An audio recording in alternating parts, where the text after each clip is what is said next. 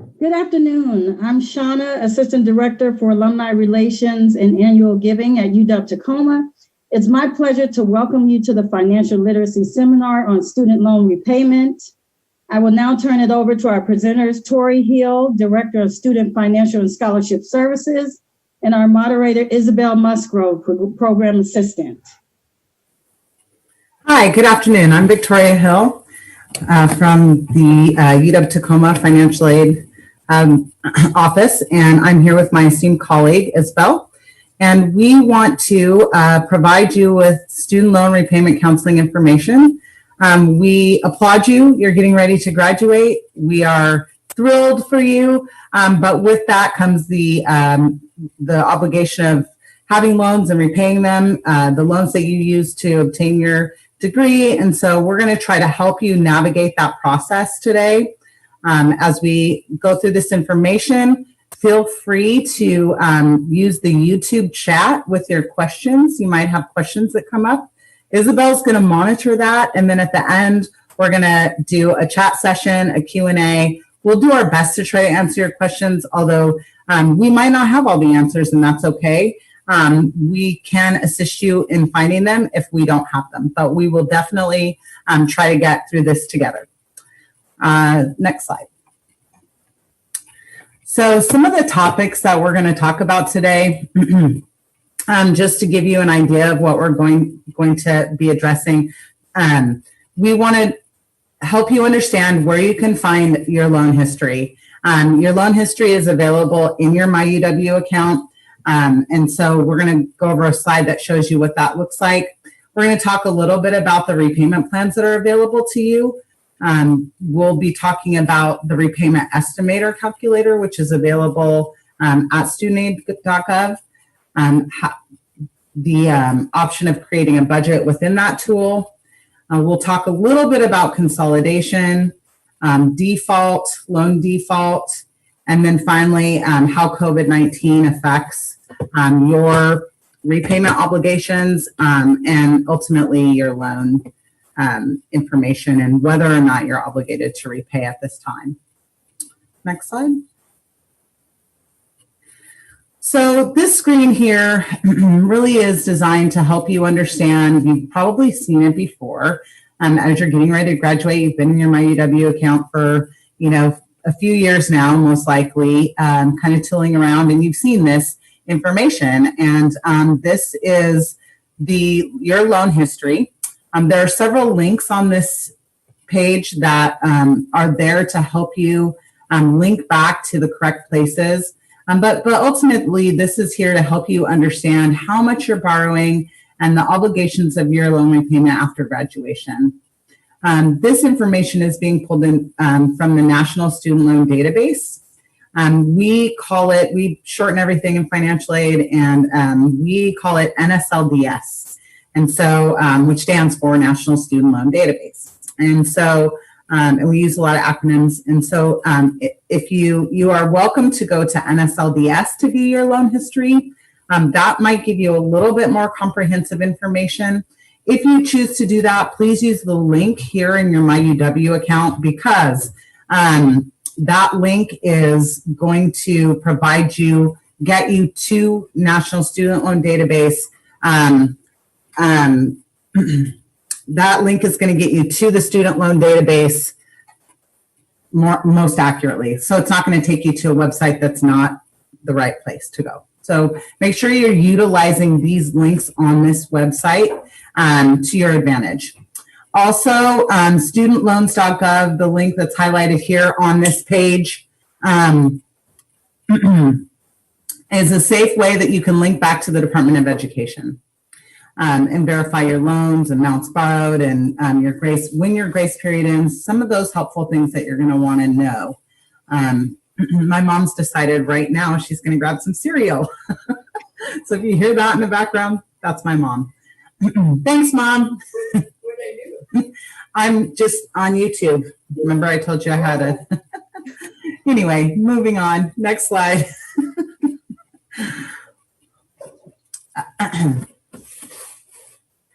So the next slide, the next thing we want to talk about is repayment plans. And by the way, if you have more questions about where to find your loan history, about your loan history, make sure you chat those to Isabel on the YouTube chat. The repayment plans, there's a few different repayment plans available right now. There is the income-driven, all of the payment plans are income-driven. So income-driven repayment plans are there to reduce your monthly payment and make your student loan debt more manageable. There's 3 types of income-driven repayment plans. There's the income-based repayment plan, otherwise known as IBR, and that's for new borrowers on or after July of 2014. And the IBR plan is generally 10% of your discretionary income, but never more than the 10-year standard repayment plan paid out over 20 years.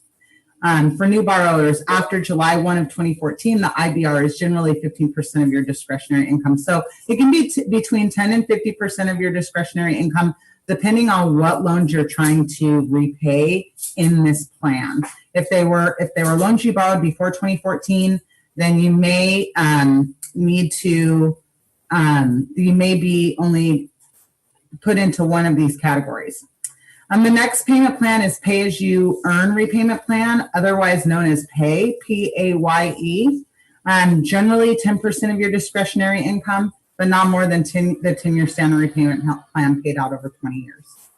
And then the last one is ICR, or income contingent repayment plan. The lesser of the following of 20% of your discretionary income, or what you would pay on a repayment plan with a fixed repayment over the course of 12 years, adjusted for according to your income. So all of these are really good plans for you to explore to see which one is best. Some of the plans, one of the things about studentloans.gov and the federal government and loan repayment is they've tried to make it really easy for you to repay your loans or to do what you need to with loans, whether that be defer your loans or request a forbearance. So, you know, it's really important to get information about your servicers and then keep in contact with them. Set up your online, your account online with your servicers once you know who those are. And then you have a direct line to getting help about your loans, whether that be I need to consolidate or I can't make my payment right now. There are lots of those kinds of things available to students who have borrowed loans. So utilize them and take advantage of them. Just make sure that it can be overwhelming. So, you know, take this piecemeal. Might not be something you want to tackle all at once. Maybe, you know, half a morning on Saturday morning, you do some and then come back to it on Sunday morning. Hold on one second. Mom. 1 second, please. Mom, it's too late. I'm on YouTube. I'm so annoyed with my mom right now. Sorry, everybody. Okay. Now, moving on to the next slide.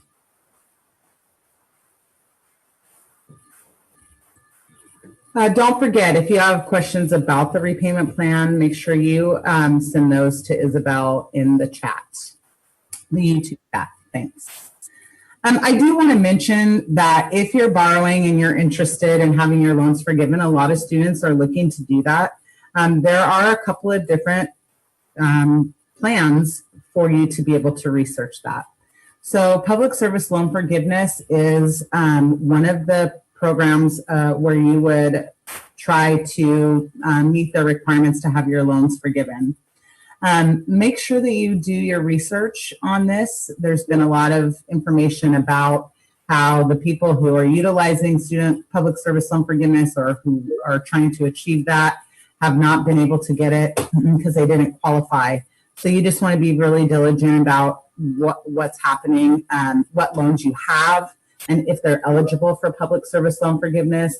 For example, loans borrowed under the FFEL loan program are not eligible. So you don't want to make a bunch of payments to your loans thinking that they are, and that's, I think, what happened to a lot of people, and they're not. So they have to be loans that were borrowed under the direct loan program. The good news is that if you have FFEL loans, you can consolidate them, and then they would become direct loans. So that is an option, and we'll talk a little bit about that in consolidation. You just want to be careful, again, with public service loan forgiveness, which, by the way, is a program intended to encourage individuals to enter public service. So public service type jobs. So that would be city jobs, county jobs, nonprofits, many nonprofits. That's another thing you want to make sure if you do get a nonprofit position, you want to make sure that you check and make sure that that position is eligible for public service loan forgiveness. And then you would make qualifying payments underneath one of the income-driven repayment plans for 120 on-time, full scheduled monthly payments. And once you've done that, then you would be eligible to see if there's any remainder of your loans that could be forgiven under the public service loan forgiveness. You would, again, need to be working in public service to have that occur. It's really interesting. If you are on an income-driven repayment plan, you could have a loan payment of 0. And so that is an interesting thing. I mean, one of the things that you do is you use the income-driven repayment plan maybe to make your loans, if you're going for public service loan forgiveness, to maybe draw your loans out and get the lowest payment you can, knowing that you're going to try to have these loans forgiven after your 120 on-time payments. So that is a strategy. There are other strategies that you can use. Again, if you go to studentloans.gov and you use some of their tools, they'll help you find a strategy. Maybe you don't want to use that strategy. Maybe you would prefer to pay your loans off as quickly as possible. There are strategies on studentloans.gov website to help you figure out if those are the strategies that you want to employ and how to best utilize them. Next slide, please.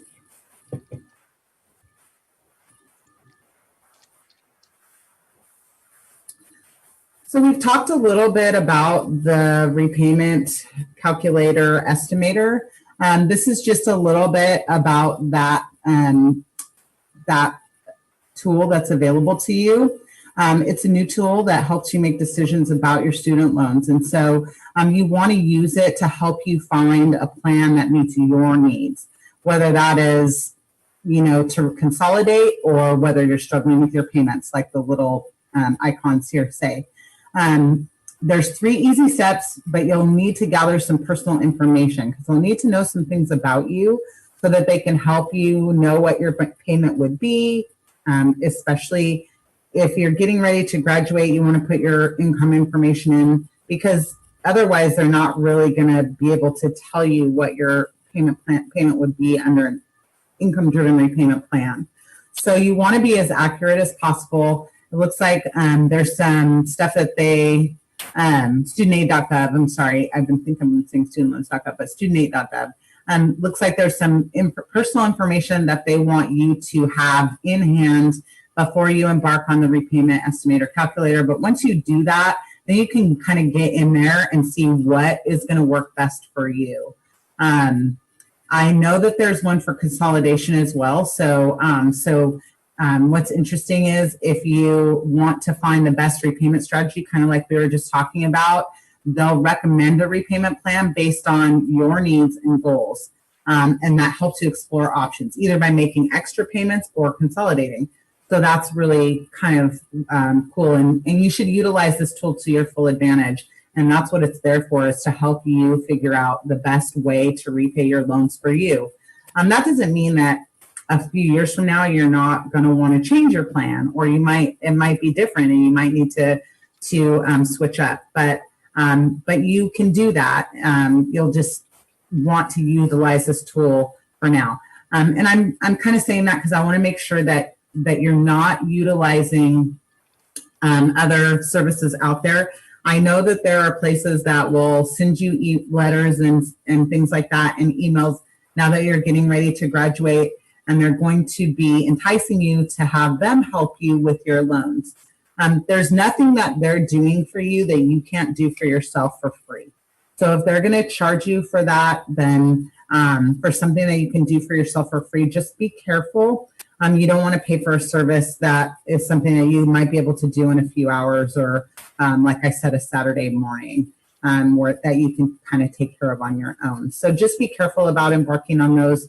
Like I said, there's not, they're becoming a middleman between you and your government loans, and there's no need for that. You can go directly to your loan servicer.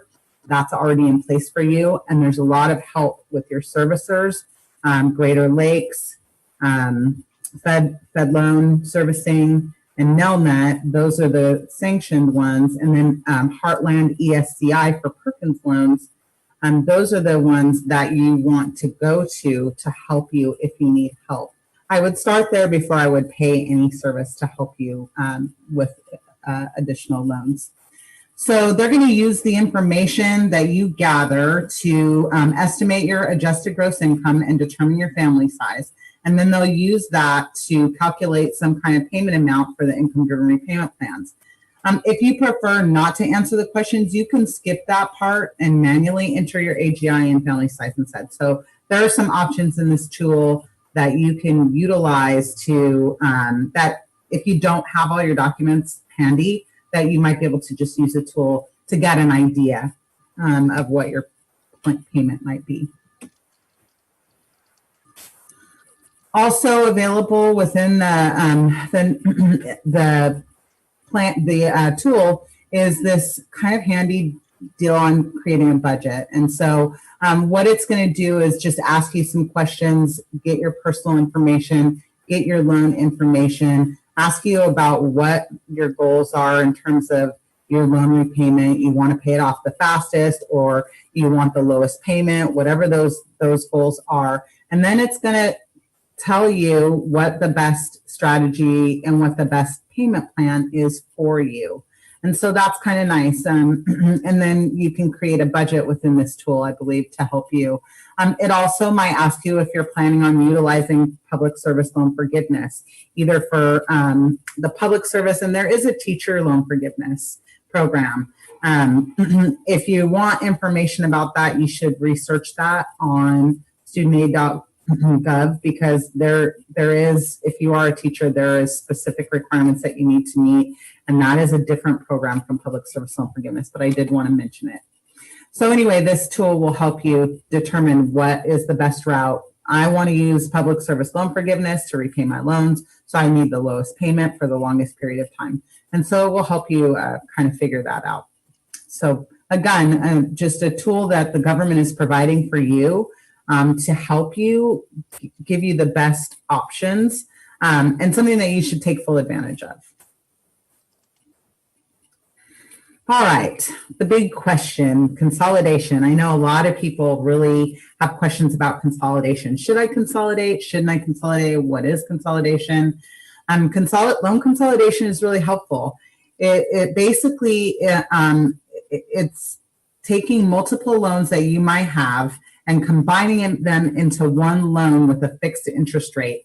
Now that interest rate is typically an average of what your all of your loans are that are being consolidated. So all those different loans that you've borrowed over the years, and it can be loans from other schools, it could be loans all from UW, or it could be a combination of both.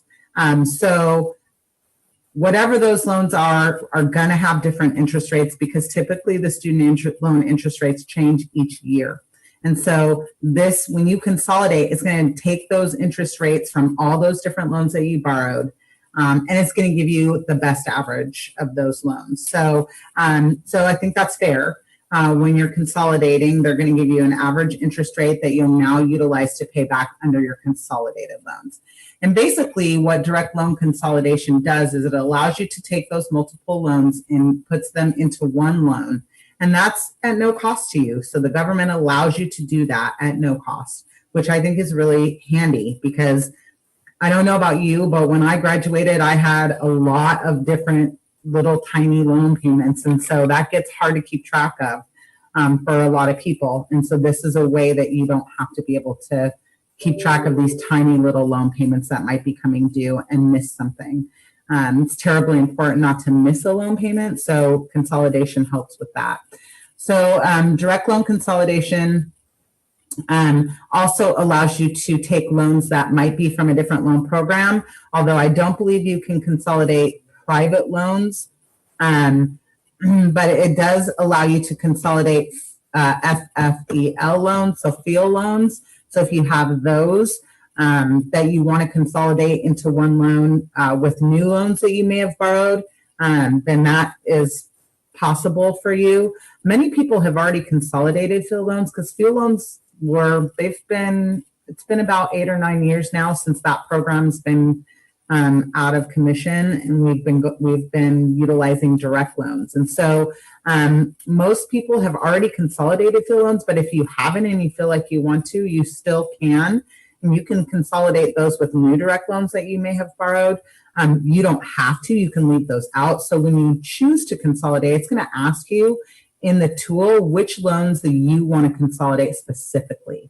And so you want to be very careful about, you might not want to consolidate a Perkins loan that has a better interest rate, or maybe you do want to consolidate your Perkins loan. You can consolidate all of those loans together. And so it'll walk you through those steps. It can be very confusing, but it also, once you're through it and it guides you, it's also it's a relieving feeling to say, oh, now all of my loans are just one payment.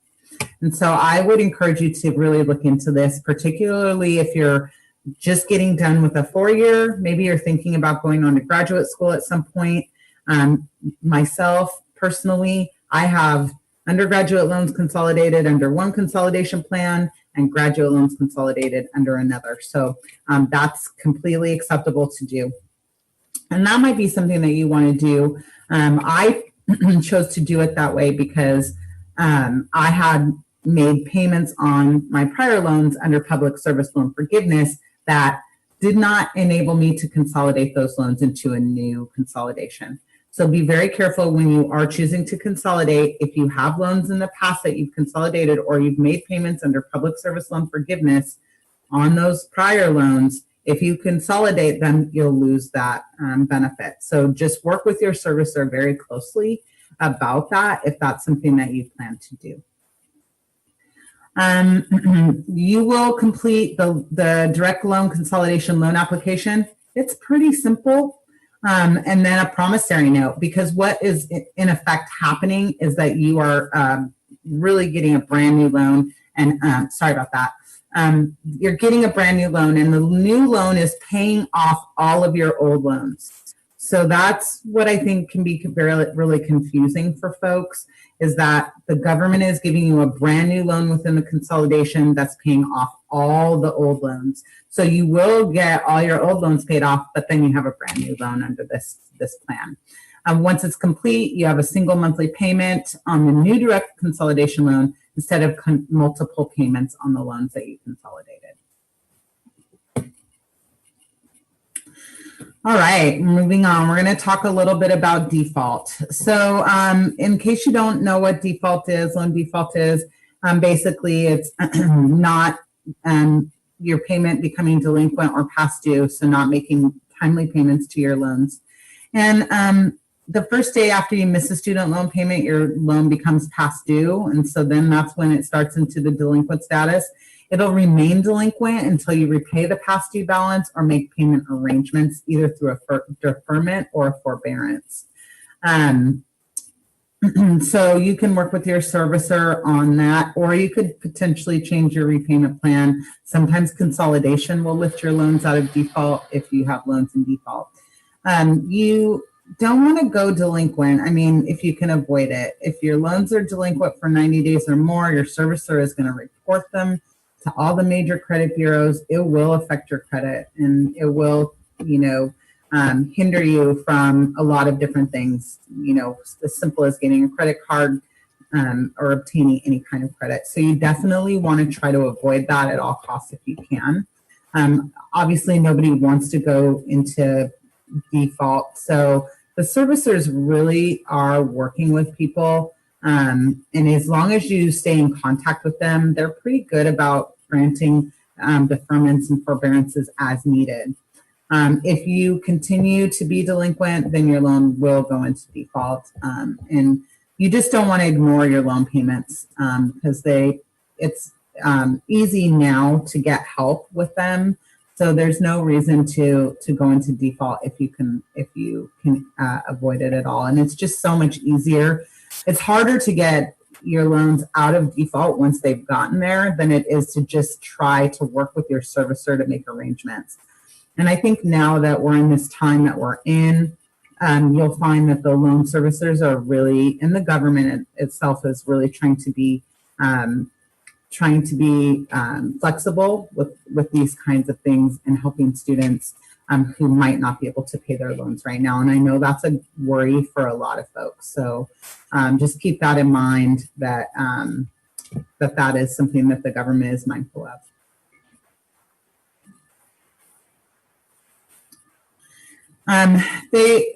That brings us to our next slide, loan payment and COVID-19. Currently, right now, everyone's loans are in a forbearance. And so you didn't even have to do anything. If you had prior loans, they might have already been deferred because you were in school, but the government now is putting everyone's loans into a forbearance, and that's happening from March through September. They could extend it if we still have COVID-19 going on at that point. They may choose to do so. I haven't heard if that's going to happen or not. But at this period in time, no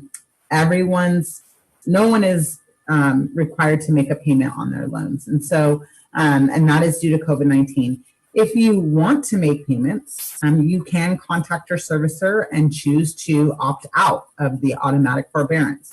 So you can do that, or you can just stay in forbearance and continue to make payments. So you have a few options here, but the government is just trying to make sure that no one feels like they have to try to make a loan payment when during this time when so many people are out of work. So it was just their way. There's a lot of information on the website. I would encourage you to go about COVID-19 and your loan obligations. But I would encourage you to go. I couldn't fit all of it in this webinar. I would encourage you to go and take a look for yourself. I added the link to the last page of this webinar, so you'll have that available to you. But I just wanted to make sure that you knew that there are a lot of options, additional options due to COVID-19, and then where to research and figure out how to utilize those options. So on March 27th, President Trump signed into law the CARES Act. And that provides broad relief for federal student loan borrowers. And so making sure that you're utilizing and taking advantage of that is great. And so, and is important, particularly right now if you don't have the means to pay your student loans. So that's great, because now I know there's a lot of our graduates that are really worried. What happens? What if I can't get a job and I have to repay my loans in this market? Well, here the federal government is providing broad relief for you in terms of making sure that you're not having to worry about that loan payment right now while you're not working. So again, I want to encourage you. They have, what they're doing is because the information is coming through so quickly, they put new and updated information in there all the time. So I would encourage you to go in and look.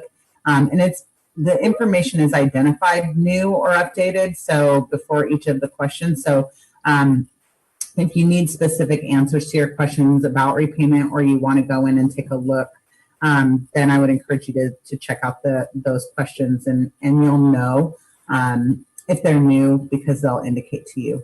But just to let you know that they are trying to provide relief to student loan borrowers during the COVID-19 national emergency. Federal student loan borrowers are automatically being placed in an administrative forbearance, which allows you to temporarily stop making your monthly loan payment. The suspension of payments will last until September 30th of 2020, but you can still make payments if you choose, which is what we discussed. So again, if you're concerned about your loan repayment, we can do our best to try to help you understand what options are available to you. Your servicer, you can work with them to help them to utilize what you can. And then the Department of Ed will be adding continued information to their website on a regular basis. So you're just going to want to keep checking back if that's a resource or an option that you're going to be utilizing, is to defer your loan payments under COVID or use that as a reasoning for forbearance. So that really concludes the webinar, and we're going to open it up for some Q&A. Hopefully you guys have gotten your questions to Isabel through the YouTube channel. Isabella, and is there any questions available from any of our students? Yes, actually, we had some really great questions. I was trying to answer some of them, but we'll go through them just to make sure that if I missed anything, that we can totally address them.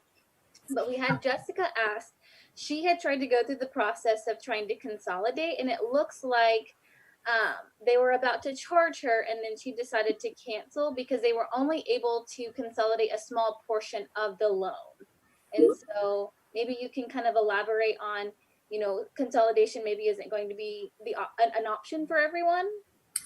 Yeah, I mean, you shouldn't be being charged to consolidate. So if you're being charged to consolidate, then you're not at the right website. You need to go to studentaid.gov and make sure you're at a .gov website. You should be able to explore consolidation with no charges whatsoever. So it's good that you got out of that and abandoned that, because it sounds like it was probably a third party that maybe is trying to assist you with consolidation, but the government will go ahead and assist you directly for free. So you don't need to work with a third party to consolidate your loans, Jessica. I'm really glad that you didn't go through with that. However, I would encourage you to explore consolidation at studentaids.gov, because I think that consolidation is helpful and it might be helpful for you.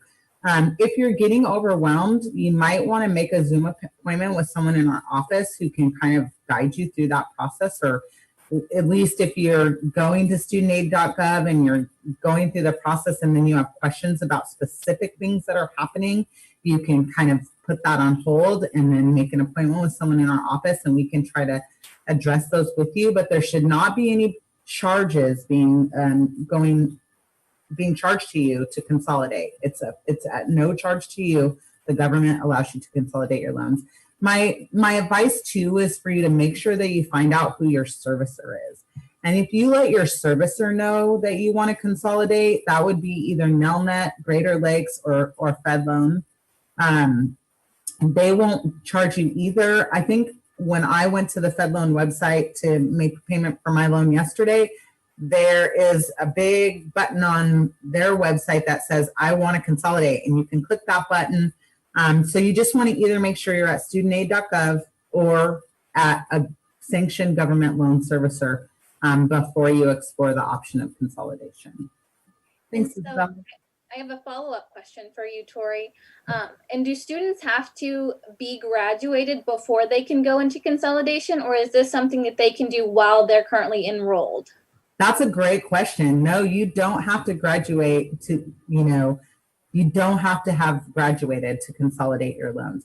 Most people want to because they're still borrowing, or they might have additional loans that they're going to potentially borrow. So they typically will wait until they've graduated. And the other reason is because no loan payments are due while you're in school if you're at least attending half time, 6 credits or more. So most people will wait to consolidate until they've graduated, because there's really not, I mean, if your loans are in deferment because you're in school, there's not really a reason you're not needing to make a payment.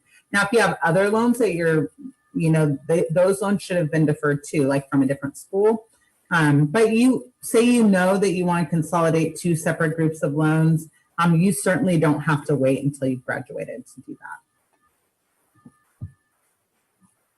Yeah. Okay, so let's I had a couple more questions. Give me a second to go back up here. Okay, so Melly had a question in regards to understanding how repayment works. We kind of went over this in our slides. And so she asked, is it usually a 6-month grace period, or does it depend when your repayment begins? And maybe we can touch on some of the circumstances that would be an exception to that. Yeah, sure. Well, I can certainly try. That's a great, I was hoping grace period would come up because we didn't really talk too much about that in be in the webinar, but it is on the forefront of many of our graduates' minds, like my grace period is going to start, I'm graduating. So how does that work? Well, you have 6 months of grace, and for Perkins loans, 9 months of grace. And so in Perkins loans, if you're not familiar, is a campus-based loan. Those loans have not been originated for a few years now because they did away with the Perkins loan program, but students still have Perkins loans out there. And we had Perkins loans at the UW up until a couple of years ago. So you could be graduating UW with a Perkins loan that is a campus-based loan. And so it's still a government loan. It's just that the campus that you attended is in charge of that loan. So don't get confused about that. But there are 2 different grace periods for a Perkins loan and for your regular sub-Stafford or unsub-Stafford loans, direct loans. And so 6 months, that starts when you graduate. So that'll be, sometime in June that'll start, towards the end of June once you've graduated. And then that will go on for 6 months. And then they'll start, working with you, sending you emails that your grace period is about to end. If at that time period, like say you're not working or you're not making very much money, I would say during that time you'd want to explore consolidation in your income-driven repayment plans.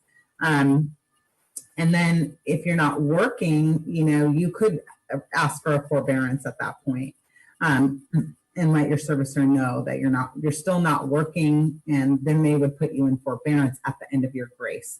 But you don't get additional grace after that. So anytime you utilize any of your grace period, it's gone and that you don't get it back. So say you drop down to below half time, 5 credits for a quarter, and you have your grace period would have been during that time. So you would have used up 3 months of your grace if you did that. Or if you're dropping down into your last quarter for spring and you're only taking 5 credits, then your grace period will start during spring quarter because you're below half time. So I hope I'm addressing those questions correctly. But the grace period is 6 months, and it's pretty strict in terms of like you only get 6 months, and it starts and stops if you're less than full-time enrolled or less than half-time enrolled, excuse me. And it's not extended in any way. If you want to not be making payments at the end of your grace because you're not working, then you would either need to request a forbearance or you would explore consolidation under an income-driven repayment plan of which your payment is 0 because you don't have any income. Does that make sense? Hopefully so. And you can always follow up with our office if you need more information about this, like in-depth information. And I would also encourage you, again, to utilize studentaid.gov because it's such a great resource. Thank you for that, Tora. You answered so much even more that I didn't realize we would need to know. Oh, good. I had another question from London. So London asked, will the loan repayment plan decisions be made during exit counseling sessions? No, it won't. The exit counseling session just is really something to kind of prep you to say, kind of like, insurance counseling, to say, hey, you're getting ready to borrow some loans. It's the same thing. Hey, you're getting ready. I mean, there'll be information in there that will probably little tidbits of information, like if you want repayment, go to this website, or this is what you do. This is your loan payment right now. So it's going to give you all of that kind of stuff, but it's not going to necessarily prompt you to do anything more. It's just a way to say to you, you're graduating, and this is now a loan. Your loan obligations are going to be coming due. So then it's going to be on you to take the next step to say, okay, it's talking about consolidation. Maybe it'll give you a link or something. I haven't taken our exit counseling, so I don't know exactly what's inside of it, but I believe it's going to give you handy dandy information and links and things like that, and encourage you to do it, but it doesn't take the place of. So you'll need to take additional steps to actually do the consolidation.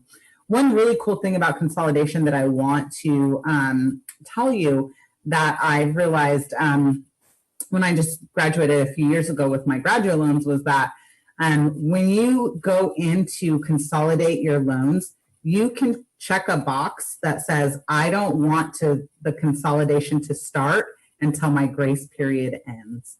And I thought that was super cool, because what it does is it basically lets your grace period run all the way through all the 6 months or 9 months, whatever they are.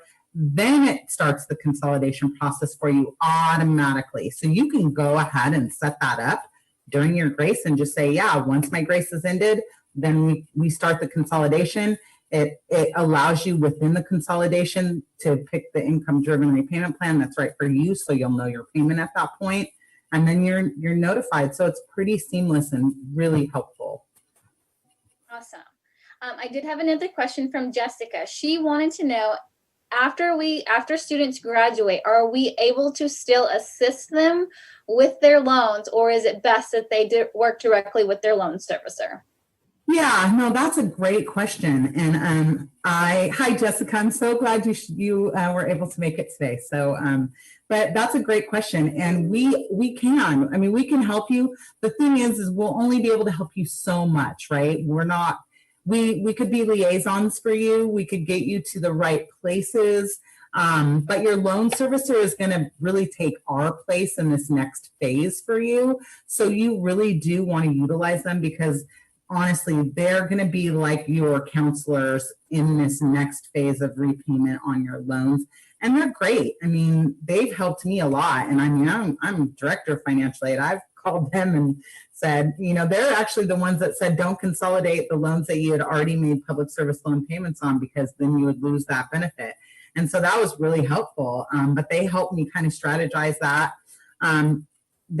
If you're not getting that kind of service from your loan servicer, then you should ask for someone's supervisor. They really should. I mean, I know it's COVID, so there might be a little bit of, lag time in their response, or they might not have as many people available, but they really are great about helping folks. And I've called several times and have gotten great service.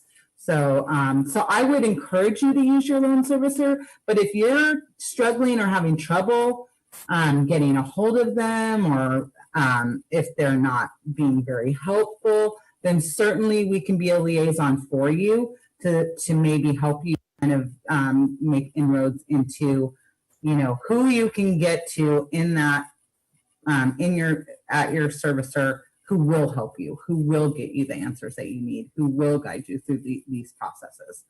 So certainly we're available for that. All right, guys, I don't see any more questions in the chat. So now would be a time to go ahead and shoot those over to us.